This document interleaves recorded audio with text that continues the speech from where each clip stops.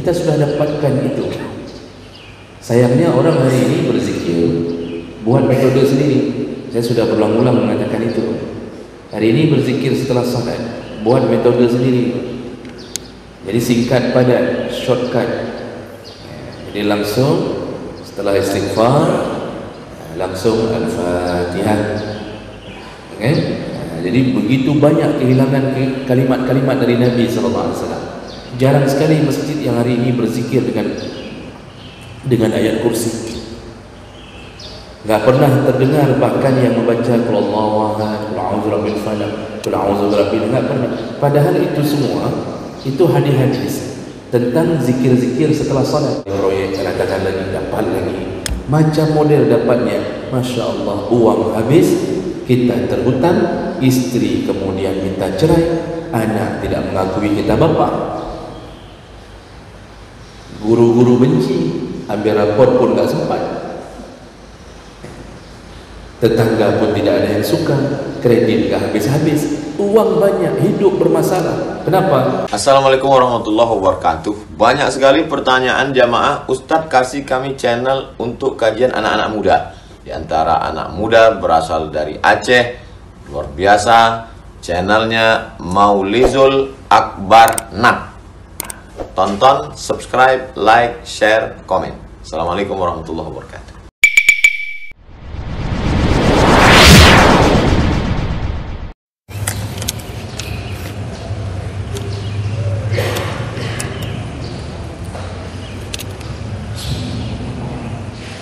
Assalamualaikum warahmatullahi wabarakatuh.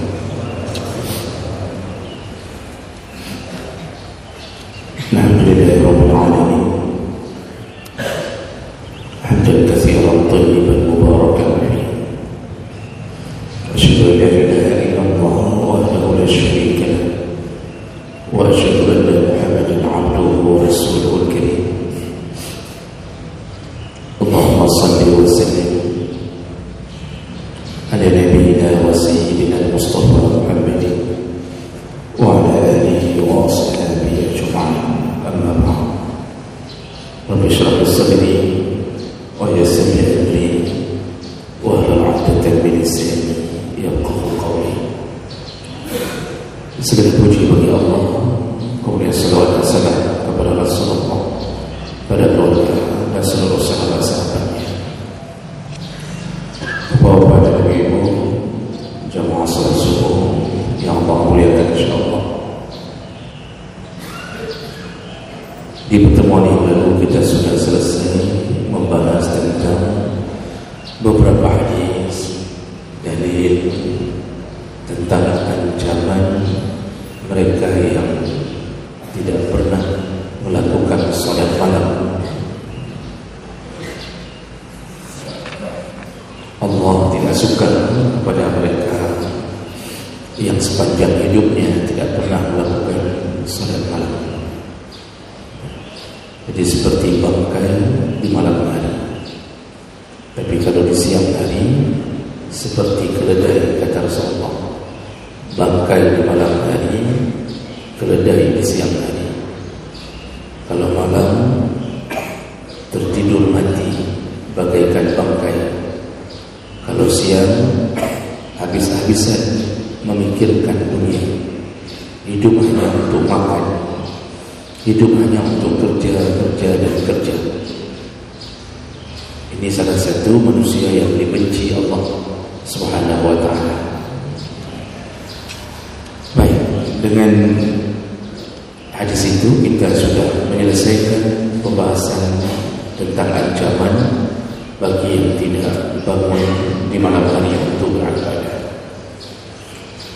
Kita masuk ke judul yang baru, yaitu At-Targhib fi ayatin wa azkarin yaquluha iza asbara wa iza amsa, yaitu anjuran untuk membaca zikir-zikir atau ayat-ayat di antara pagi dan sore.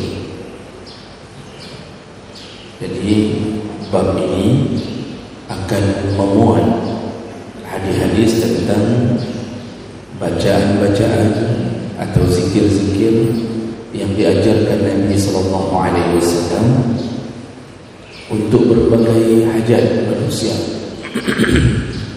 Untuk berbagai hajat manusia yang diberikan oleh Allah, dan itu bisa pagi, bisa sore. Baik, kita mulai dari hadis yang pertama.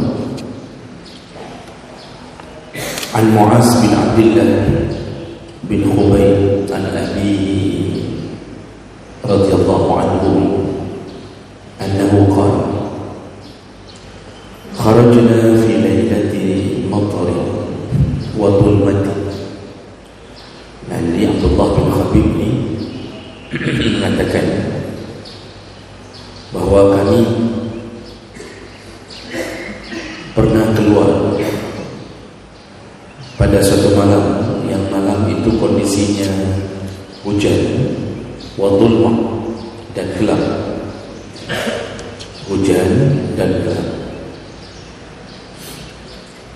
Di masa Nabi hujan itu sudah turun walaupun jarang, karena kondisi geografis tanah Arab sampai hari ini memang jarang turun hujan. Sekali-sekali ada. Dulu tidak ada listrik, tidak ada penerang, jadi benar-benar gelap. Dalam rumah pun tidak ada cahaya. Makanya Nabi SAW sering ketika beliau sholat malam, Aisyah terbangun lalu meraba-raba untuk mencari di mana Rasulullah. Jadi kalau Nabi sedang menginap di rumah Aisyah, dalam beberapa hadis, Aisyah kalau terbangun malam meraba-raba untuk mencari Nabi SAW. Ternyata beberapa kali beliau mendapatkan kaki Nabi di tengah kegelapan untuk sholat. Jadi begitu suasana dulu, kalau gelap-gelap sekali, tidak ada pencahayaan. Nah, kemudian natlubu Rasulullah sallallahu alaihi wasallam liyusalli bina fa adrakna. Lalu kami memohon kepada Rasulullah di tengah gelap dan hujan itu. Kami memohon kepada Rasulullah untuk salat bersama kami. Nah, di sini tidak dijelaskan apakah sudah datang waktu subuh atau waktu qiyamul lail. Tapi kemungkinan besar yang terjadi adalah ini datangnya waktu subuh di tengah cuaca seperti itu. Faqala,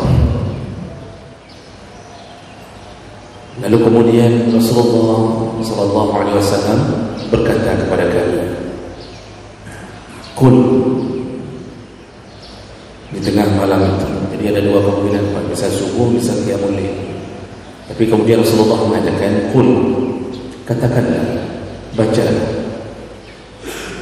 Falam aqul syai'an. Di sahabat ini mengatakan, aku tidak tahu mau baca apa, dan aku tidak tahu mau mengatakan apa. Summa qala, qul. Nabi kembali ulang, bacalah, qul, bacalah, kata Nabi, ucapkanlah. Falam aqul syai'an. Aku juga tidak tahu mau mengucapkan apa. Summa qala. Lalu Rasulullah kembali berkata, qul, ucapkanlah. Qultu, lalu aku berkata, ya Rasulullah, ma aqul. Ya Rasulullah, aku mau ucap apa? Apa yang harus ucapkan? Qala, Rasulullah kemudian baru mengatakan, qul huwallahu ahad. Ucapkanlah atau bacalah qul huwallahu ahad wal mu'awwizatain. Lalu bacalah mu'awwizatain. Mu'awwizah itu artinya doa perlindungan. Bacalah 2 ayat untuk berlindung. Yang dimaksud adalah qul a'udzu birabbil falaq dan qul a'udzu birabbin nas. Hina tusbihu wa hina tumsi. Bacalah itu, yaitu qul Allahu ahad, qul a'udzu birabbil falaq, qul a'udzu birabbin nas, ketika datangnya waktu subuh. Kemudian engkau juga baca ketika datangnya waktu petang. Jadi boleh menjelang terbenam matahari, atau setelah terbenam di waktu maghrib, atau di sore hari. Salasa marrat, bacalah 3 kali. Pagi 3 kali, lalu kemudian petang 3 kali. Kalau engkau membaca itu setiap hari, 3 kali pagi, 3 kali petang, ta'fika min kulli syai', maka Allah cukupkan engkau untuk semua urusan. Allah cukupkan segala-gala untuk. Ini hadis dengan derajat hasan sahih, riwayat Abu Dawud, Tirmizi, An-Nasa'i. Nah, Bapak Ibu yang Allah muliakan, ini nasihat Nabi yang pertama, yaitu 3 kul menjadi sumber segala-gala dalam memohon perlindungan, penjagaan, pemeliharaan, kecukupan, kesejahteraan, kebahagiaan dari Allah Subhanahu wa taala. Nah, ini yang mungkin kita jarang melakukannya. Padahal Nabi ketika menasihati sesuatu, itu nasihat itu tidak mutlak keluar dari keinginannya, karena semua yang beliau nasihati itu keluarnya tetap dari Allah. Wa ma yantiqu 'anil hawa in huwa illa wahyu yuha. Nabi kalau bicara sesuatu yang sifatnya perintah, larangan, nasihat, itu semuanya wahyu. Namun ada wahyu yang dituliskan di dalam Al-Quran,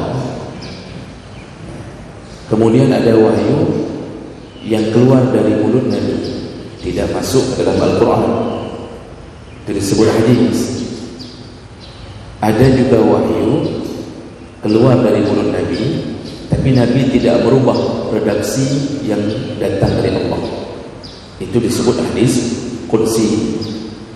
Nabi yang mengatakannya, kalimatnya tidak dirubah, langsung kalimat Allah. Jadi kalau hadis itu Nabi diilhamkan, diwahyukan, lalu Nabi mengatakan dengan kalimatnya sendiri. Hari ini kita dengarkan nasihat Nabi bahwa salah satu daripada sumber penghidupan kita agar aman, bahagia, sejahtera, juga terlindungi dari segala mara bahaya, ada rahasianya, kata Nabi. Bacalah 3 kul di pagi hari 3 kali, lalu bacalah di sore hari 3 kali. Makanya dalam tuntunan doa pagi sore, doa pagi sore itu kan dikumpulkan oleh Syekh Hasan Al-Banna, ya, dari ayat-ayat, hadis-hadis yang memuat tentang bacaan-bacaan di pagi dan sore. Itu orang yang sering mengamalkan itu hidupnya di dalam kecukupan apapun. Jadi Allah beri hidayah untuknya, Allah beri petunjuk, dan ini yang paling penting loh. Karena tanpa hidayah kita tersesat. Ada orang yang diberi hidayah tapi tidak beramal, berarti dia kekurangan hidayah atau taufiq. Kita sudah dapat hidayatul irsyad, kita dapat hidayah, kita masuk Islam, kita hari ini jadi mukmin. Alhamdulillah, itu salah satu pembuka pintu surga. Tapi banyak orang yang dapat hidayah al-irsyad, hidayah yang di awal, tapi kemudian tidak mendapatkan hidayah taufik, enggak kuat untuk beramal. Dia mukmin, KTP-nya Islam, tapi tidak ada amal saleh. Bahkan banyak yang meninggalkan salat, banyak yang bermaksiat. Ketika ditanya Islam, tapi enggak pernah melakukan perintah Allah. Nah, kita ini salah satu yang membuat kita transit lebih dahulu dalam neraka, ya gara-gara itu. Dengan hidayah yang pertama kita dapatkan, insya-Allah tetap masuk surga selama kalimah la ilaha illallah menempel di hati dan Muhammad Rasulullah. Namun karena tidak dapat hidayah, tidak berusaha memancing hidayah untuk menguatkan hidayah yang pertama, ujungnya kita maksiat. Disitulah yang membuat kita harus merasakan dahsyatnya neraka lebih dahulu. Maka salah satu cara mancing, bacalah doa pagi sore dengan 3 ayat ini. Qul Allahu ahad, qul a'udzu birabbil falaq, qul a'udzu birabbin nas. Jadi kalau disebut yusbih, bacalah setelah salat subuh. Makanya salah satu zikir setelah salat apa? Setelah baca ayat kursi, baca qul Allahu ahad, qul a'udzu birabbil falaq, qul a'udzu birabbin nas. Khusus subuh disuruh ulang 3 kali berdasarkan hadis ini. Otomatis kalau kita berzikir dengan metode Nabi, kita sudah dapatkan itu. Sayangnya orang hari ini berzikir buat metode sendiri. Saya sudah berulang-ulang mengatakan itu. Hari ini berzikir setelah salat buat metode sendiri. Jadi singkat padat, shortcut. Jadi langsung setelah istighfar langsung Al-Fatihah. Okay? Jadi begitu banyak kehilangan kalimat-kalimat dari Nabi SAW. Jarang sekali masjid yang hari ini berzikir dengan ayat kursi. Enggak pernah terdengar bahkan yang membaca qul Allahu ahad, qul a'udzu birabbil falaq, qul a'udzu birabbin nas, enggak pernah. Padahal itu semua itu hadis-hadis tentang zikir-zikir setelah salat. Kalau kita baca itu, maka salah satu yang diajarkan Nabi untuk berlindung itu sudah dapat di pagi hari. Bahkan ada yang tidak berzikir sama sekali. Habis salam, selesai, duduk gitu saja. Tidak ada kalimah-kalimah zikir apapun. Padahal itu semuanya yang Allah tunggu dari bibir kita untuk Allah curahkan segala-galanya. Kata Nabi tadi, takfika min syai'. Allah cukupkan segala-galanya. Kita ini kalau sudah dapat kecukupan dari Allah, kecukupan hidayah, maka kita tidak jatuh dalam dosa besar. Dosa kecil mudah dihapuskan. Istighfar bisa terhapus dosa kecil. Zikir subhanallah, alhamdulillah, Allahu akbar, tutup la ilaha illallah dengan jumlah yang ke-100. Allah ampunkan segala dosa kecil walaupun sebanyak buih di lautan. Begitu kata Nabi. Dosa besar ini penghalang kita terbesar untuk langsung masuk surga. Maka kita perlu datangnya bantuan Allah. Salah satunya, bacalah 3 ayat ini waktu pagi. Nanti waktu sore, kalau kita tak sempat baca, kalau kita berzikir dengan zikir Nabi setelah salat, otomatis berzikir lagi seperti itu 3 kali. Nah, makanya kan dalam tuntunan zikir Nabi itu yang itu di dinding sana itu tertempel ya, zikir Nabi yang berdasarkan hadis ya. Itu memang 3 kali, khusus subuh dan maghrib disuruh ulang 3 kali. Nah tadi Nabi mengatakan apa? Ulanglah 3 kali di pagi dan petang. Dapat sudah. Jadi kalau orang yang terus berzikir dengan cara itu, insya-Allah dia hidup bahagia. Jadi dicukupkan hidayah, kemudian dicukupkan kebahagiaan. Memang gaji kita tak banyak, 2.700.000, potong BPJS 300, kredit rumah belum habis, 800.000 per bulan, uang belanja kemudian potong SPP anak, jajan, tak cukup Pak. Seandainya kita berfikir tak cukup, pasti tak cukup. Tapi Masya Allah, sudah 10 tahun menikah, tidak ada komplain, anak sekolah selesai. Kenapa? Allah cukupkan, tak ribut pun, isteri pun terima apa adanya. Jadi Allah benamkan ke dalam hati isteri untuk rida di atas apa yang dia dapatkan bersama suaminya dan apa yang dia terima dari suaminya. Jadi Allah buat segala-galanya dalam perlindungan. Ribut ada, ribut suami isteri itu wajib ada, tapi enggaklah ribut sampai hancur-hancuran.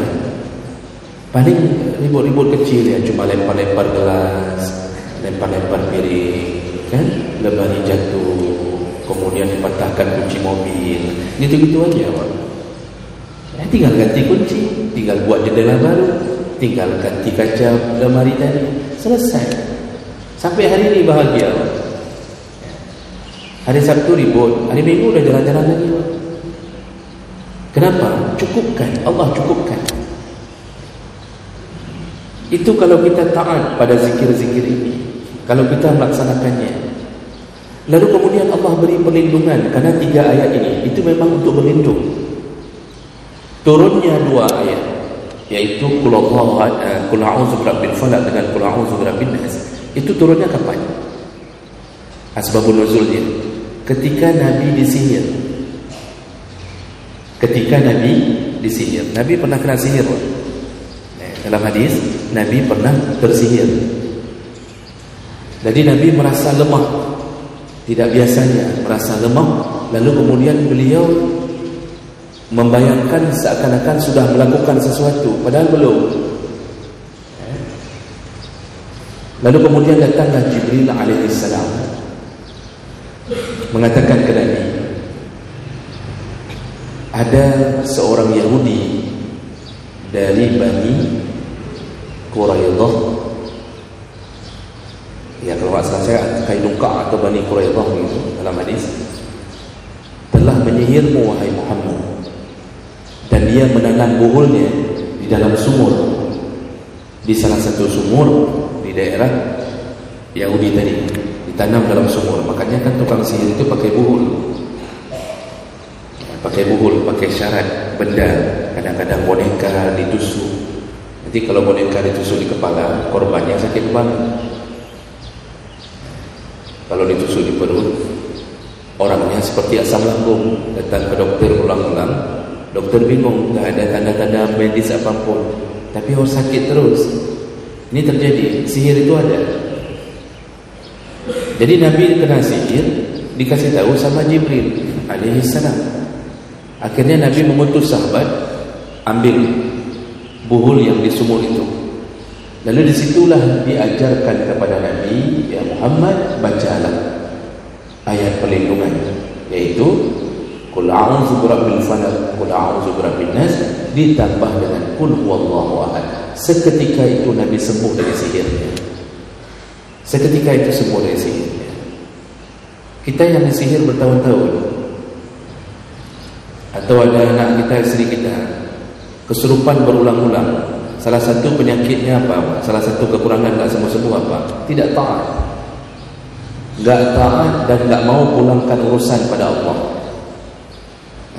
Hidup dengan gaya dunia, sehingga syaitan mengambil kesempatan banyak untuk menjerumuskan.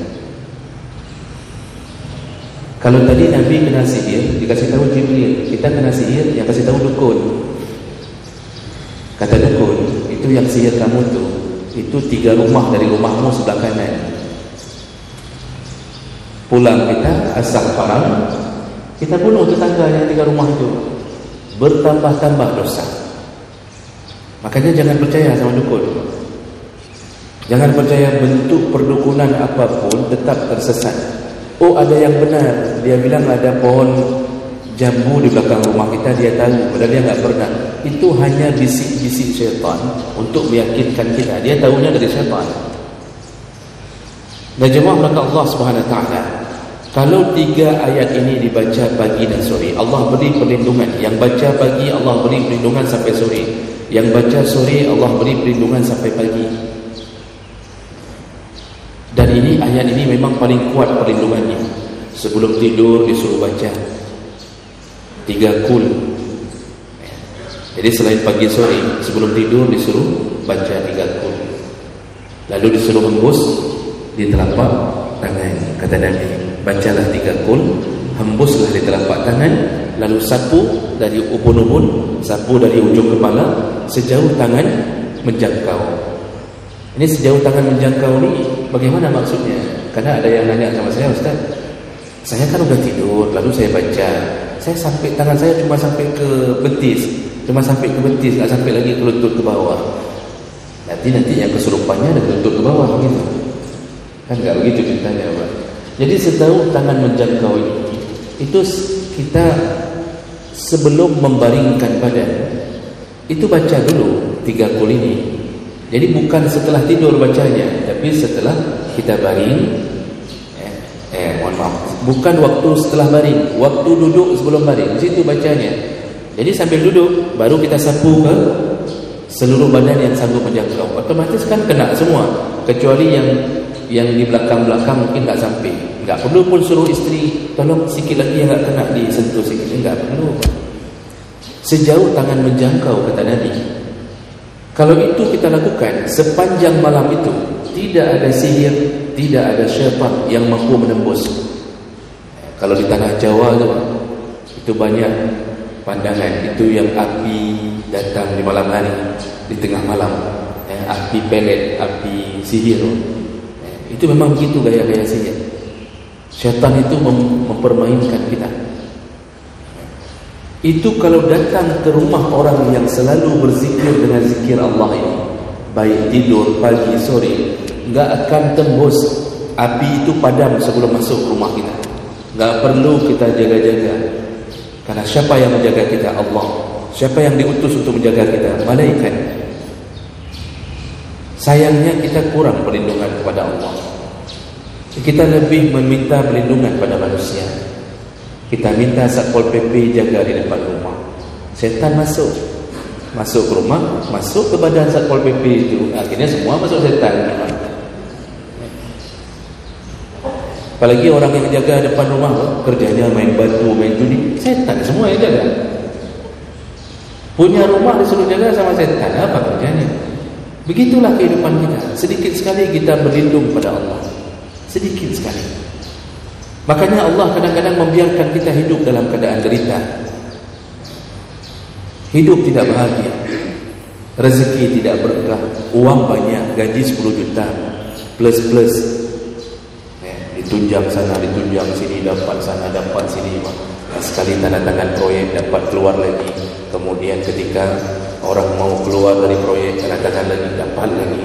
Macam model dapatnya, Masya Allah, uang habis, kita terhutang, istri kemudian minta cerai, anak tidak mengakui kita bapa, guru-guru benci, ambil rapor pun tak sempat, tetangga pun tidak ada yang suka, kredit tak habis-habis, uang banyak, hidup bermasalah. Kenapa? Allah tidak sayang. Kenapa Allah tidak sayang? Kita tidak pernah merasa bahwa Allah Tuhan. Kita hanya mengakui Allah itu Tuhan kita, tapi tidak pernah kita merasakan, dan kita tidak seakan-akan tidak butuh Allah. Sombong, tak pernah bibir ini berzikir memohon perlindungan. Padahal Allah itu paling suka kalau hamba bermohon-mohon. Kita kalau dengan sesama manusia, Bapak Ibu, kita sering bermohon-mohon, orang jijik. Kita kalau bergaulan kita sama manusia, kalau sering kita bermohon-mohon, minta uang, pinjam uang, berhutang, sebentar-bentar lapor, orang akan mengatakan apa? Menjijikkan sekali dia. Ada aja masalahnya yang dilaporkan, orang tak mau dengar curhat kita. Paling 1-2 yang didengarkan, kali ketiga tak mau dengar lagi. Itu kita dengan manusia. Tapi dengan Allah malah semakin banyak melapor, semakin suka Allah. Berarti engkau tahu siapa Tuhanmu dan siapa engkau. Berarti engkau hamba, aku Tuhan. Makanya Allah yang menawarkan, Allah tawarkan, ud'uni, berdoalah kepada aku, kata Allah, astajib lakum. Itu kalimat astajib lakum tidak didahului dengan huruf apapun. Ud'uni astajib lakum, asal engkau berdoa, ku penuhi, kata Allah. Enggak ada kalimat fa. Fa itu artinya maka. Jadi kan enggak ada ud'uni fa astajibu lakum, enggak ada. Tidak ada kalimat wa, doalah kepadaku dan kukabulkan, enggak ada. Tidak ada kalimat summa, berdoalah kemudian kukabulkan, enggak ada. Artinya tidak ada penyelang, asal doa sudah terangkat. Doa terangkat, tangan kita terbuka, kita mohon perlindungan dengan bacaan-bacaan yang disuruh oleh Nabi. Begitu bermohon, langsung dikabulkan. Langsung dikabulkan. Tapi kenapa selama ini Ustaz, saya sudah 20 tahun bermohon untuk naik jabatan, untuk jadi orang kaya, tapi hidup tidak berubah-berubah, tetap honorer, tetap pangkat itu aja akan naik-naik. Ada apa? Ada kemungkinan-kemungkinan. Yang pertama, kemungkinannya bisa jadi kita tidak ikhlas berdoa.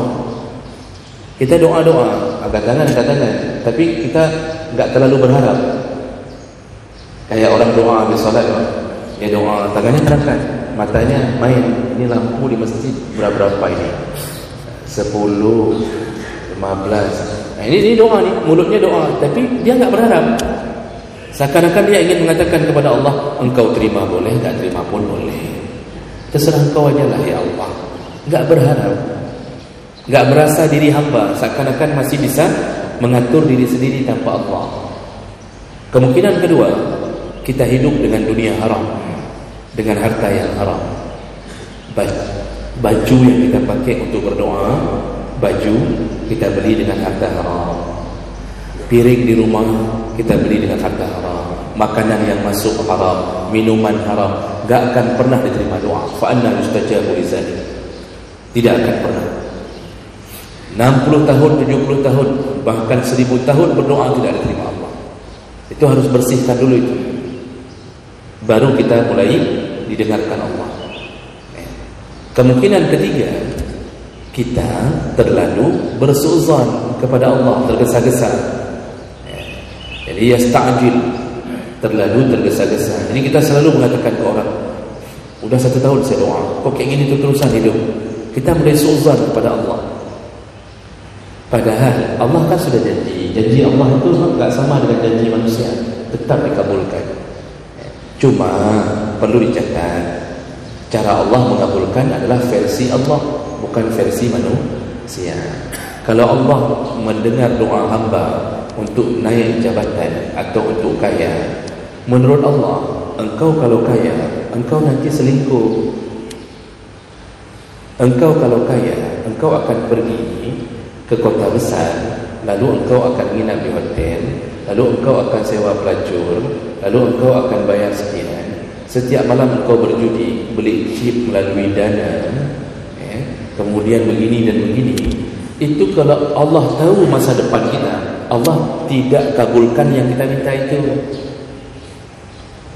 Jadi Allah kabulkan kemana? Ke arah yang lain. Kita tak kaya-kaya, tetapi kita tidak sadar sudah dikabulkan doa kita. Buktinya anak kita dapat beasiswa, enggak bayar-bayar SPP, ranking umum, ranking 1 itu terusan. Di pesantren ranking 1 itu dibebaskan SPP. Untuk orang yang juara umum. Sudah 3 tahun begitu, kita hitung-hitung, Masya Allah, sudah kaya kita. Istri kita pun Masya Allah diberi oleh Allah rasa sabar. Uang belanja kita kasih sebulan 30.000, diam saja dia. Enggak ada komplain, enggak ada apa-apa, nyaman sekali. Ini yang perlu kita fikirkan. Atau kita ditolak penyakit oleh Allah. Penyakit kita ditolak oleh Allah, yang seharusnya kita akan operasi jantung, ganti cincin.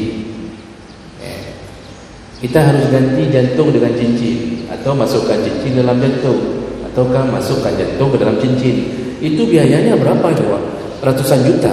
Tapi karena kita doa tadi, diterima Allah, enggak diterima ke situ karena takutnya nanti berzina, selingkuh. Karena orang lelaki kalau sudah banyak uang enggak ada pikiran lain. Ke situ itu nanti arahnya. Pasti kawin lagi dah, ribut. Ya. Yang kedua jadi istri, yang ke satu jadi istri orang.